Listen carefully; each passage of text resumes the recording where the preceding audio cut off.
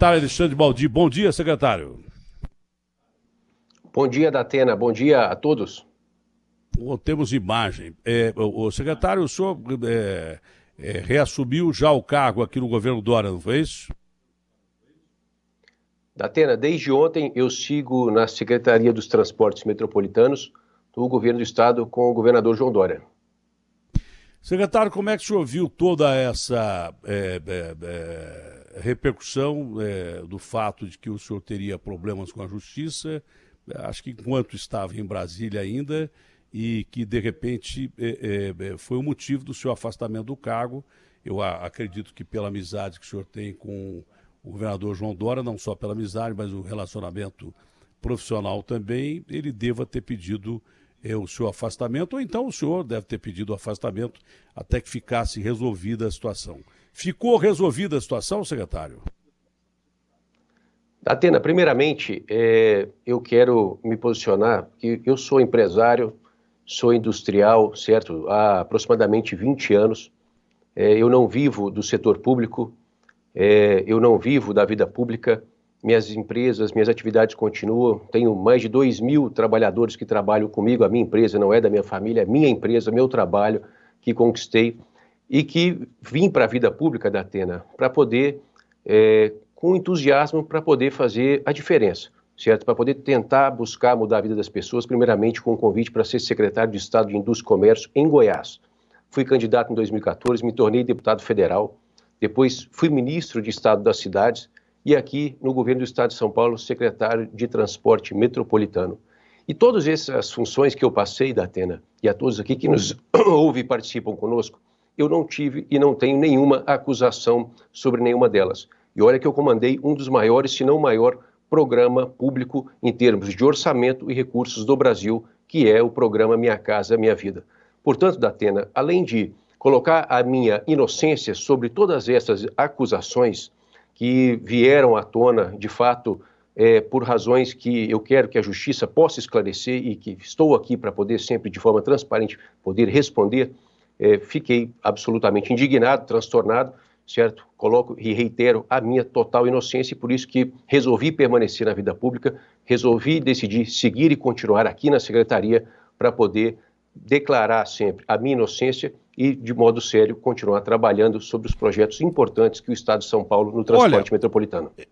A autoridade, quando é acusada de alguma coisa, dá no pé, se manda, vai embora, desaparece, não quer aparecer. Isso é verdade. Logo depois do afastamento do secretário, eu acho que foi ele quem pediu o afastamento para não complicar a situação do governo Dória, até que fossem apurados os fatos. Ele me passou uma mensagem pessoal, né? Ele pegou aqui, conseguiu o meu telefone, passou a mensagem pessoal e disse o seguinte, mais ou menos isso: ô Datena, tudo que foi dito que eu tenho mesmo, mas eu tenho porque eu tenho recurso para ter, porque eu sou empresário. Eu posso ter avião, posso ter isso, posso ter aquilo, mas nem nada disso do que eu tenho foi conseguido com recurso de desvio público.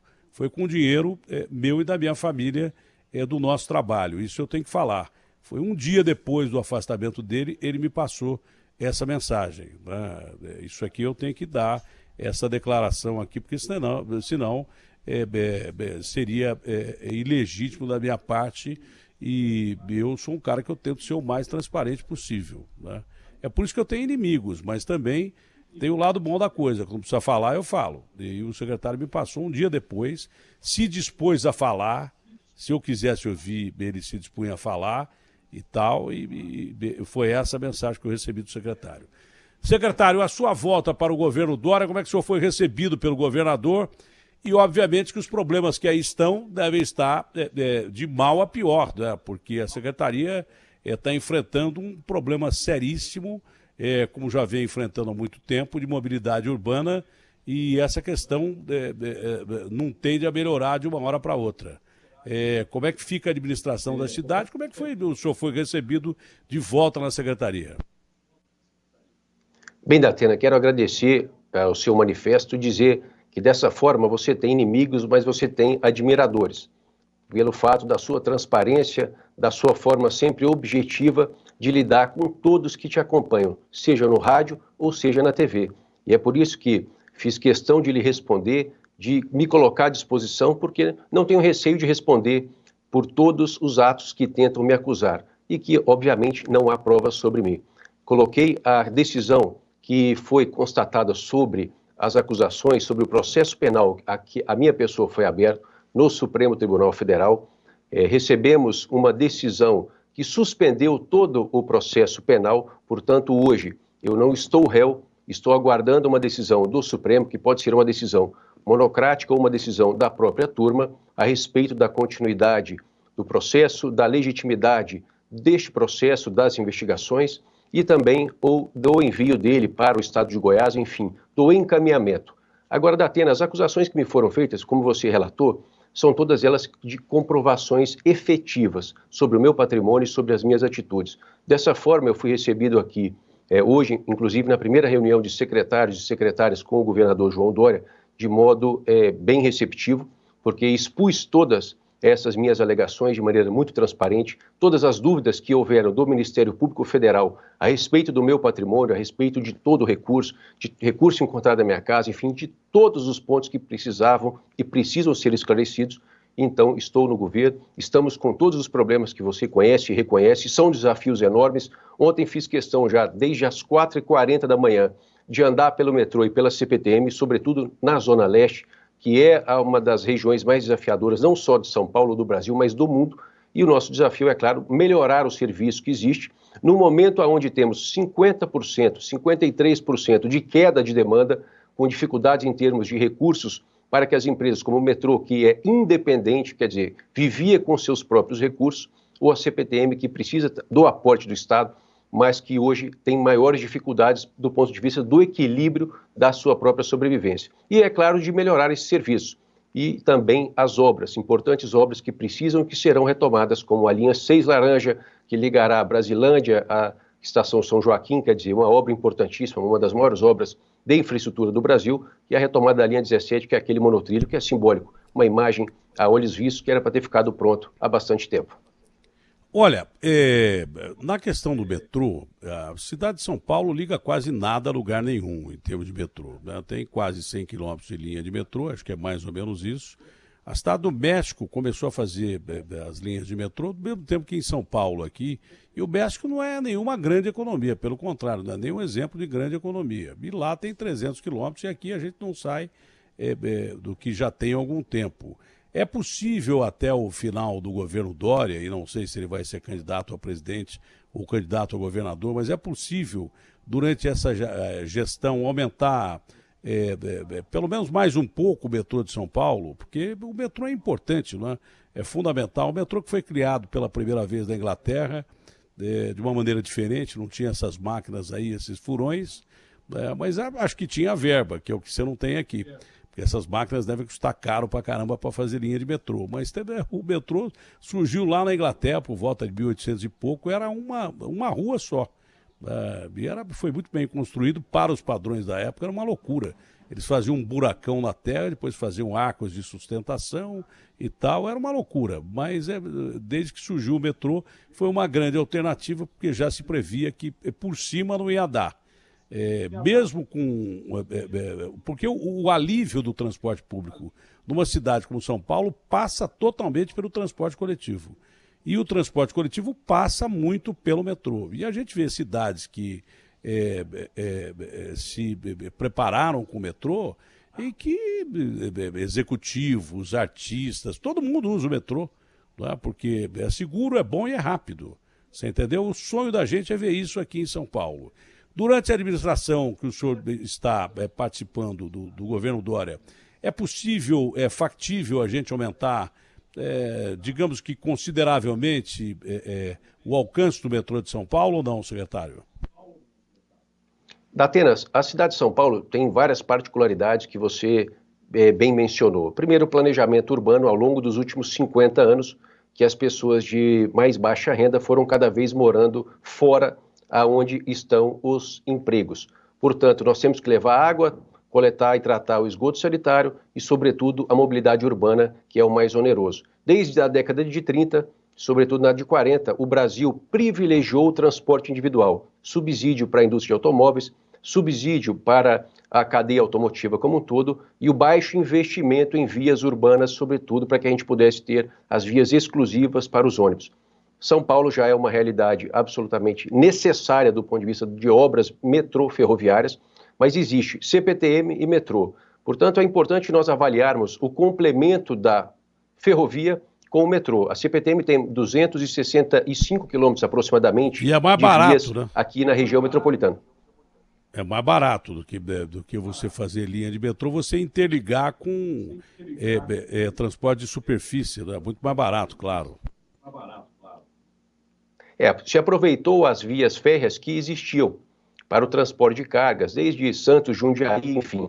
E hoje a CPTM, ela complementa de uma forma muito expressiva, com 3 milhões de passageiros diariamente, em dias normais, o sistema metroferroviário da região metropolitana de São Paulo. Veja que pessoas que vêm trabalhar em São Paulo moram em Francisco Morato, secretário, moram... só para tentar te ajudar, é possível, ao invés de você, olha, eu vou fazer a linha de metrô tal, porque a gente sabe é uma obra cara, o metrô é uma obra muito mais cara do que transporte de superfície.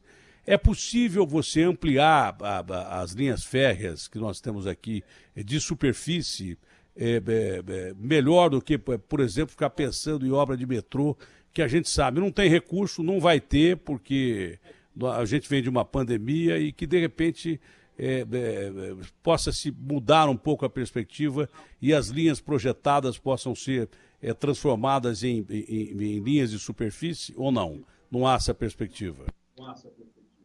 Datena, existe essa perspectiva, é uma das perspectivas que isso, né? Trabalhamos com elas. Porque você imagina para quem mora na região oeste da cidade, na região metropolitana, Barueri, Osasco, que vem para a cidade todo dia trabalhar, ou os que vão.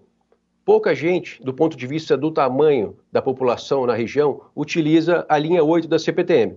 Portanto, se nós concedermos, como nós iremos conceder a linha 8, a linha 9, as linhas da CPTM para que haja investimento, já que você bem disse, o Estado de São Paulo e o brasileiro tem dificuldade de investir, nós precisamos trazer o capital privado, para que a gente possa sair de 390 mil passageiros dia na linha 8, ali na região oeste, e trazer pessoas, como você colocou, artistas, empresários, diretores de empresas que moram em Alphaville, que moram em Barueri, enfim, para trazer a utilizar o sistema metroferroviário, assim como todos os trabalhadores que merecem um sistema de qualidade. Portanto, nós precisamos aumentar a malha existente, sobretudo aqui na zona central da cidade, porque é onde as pessoas vêm trabalhar, expandir, como a nossa ideia de expandir a linha 5 Lilás até o Jardim Ângela, que é uma região bastante populosa, a expansão da linha 9, que vai chegar até Varginha, até o final, até o meio de 2022, que é uma região também muito populosa,